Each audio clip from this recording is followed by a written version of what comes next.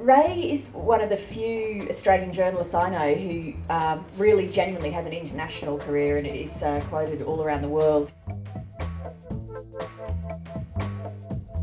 What I want to do is tell a brief story about how conditions are now constructed in part by the corporations that want to sell us the treatments for those conditions. And this sounds like some bizarre conspiracy, but in fact it's not a conspiracy. It's the way that modern marketing works in the world of medicine. And this particular condition, female sexual dysfunction, I think is one of the most egregious examples of the blurring of ordinary life and medical disease. Firstly, can I start with, wanting you to make clear, as your book does, there are women with legitimate sexual dysfunction. That is a legitimate medical problem. Yeah. Look, I think this is right, and this is the first question that everyone says. Did the drug companies invent this? Well, I don't think they did invent it. I think that there's a cohort of women and men who have sexual difficulties so severe and serious that a medical label may be helpful. I don't think there's really any question about that.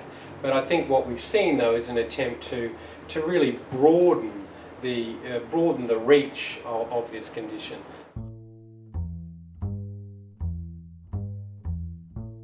How prevalent are the links between the leading authorities in this field and the drug companies involved in the manufacture of the drugs?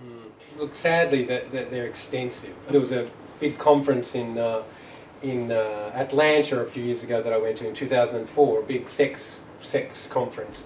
A sexual dysfunction conference, I should say, and I was lucky enough because I went there to get the little printed handout that had all the conflicts of interest printed on it. So we could see that 1/3 of all the speakers who spoke at that conference had multiple ties to industry.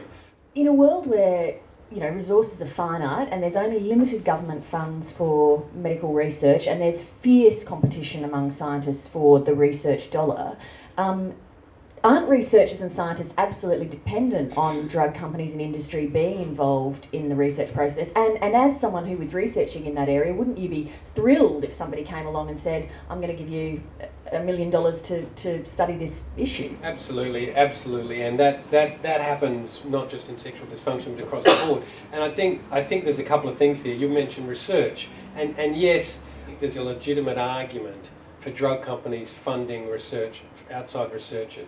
But what we're talking about here are people who are not just researching for drug companies, they're speaking for drug companies, they're consulting for drug companies, they're advising drug companies, they're essentially part of the marketing team, and yet they're standing up at conferences and pretending to be independent voices. And there are very rigorous and vigorous debates going on within royal colleges, within universities, within medical journals, about how to get a kind of a more independent relationship. The average GP has all this, information that comes to them, decisions they have to be made. Are you saying that every single GP is corrupt because they choose to prescribe a drug that's been recommended by a drug company? No, I'm not saying that. And the caveat that I always say is that one doctor going to one drug company funded meeting is not necessarily going to corrupt or even influence that doctor's decision. But when that doctor goes to one every week or every month or every 6 months or every year, and when tens of thousands of doctors expose themselves to these things regularly, you get a systemic corruption. I think you do, and I think that's what the people who look at this, the conclusion they come to.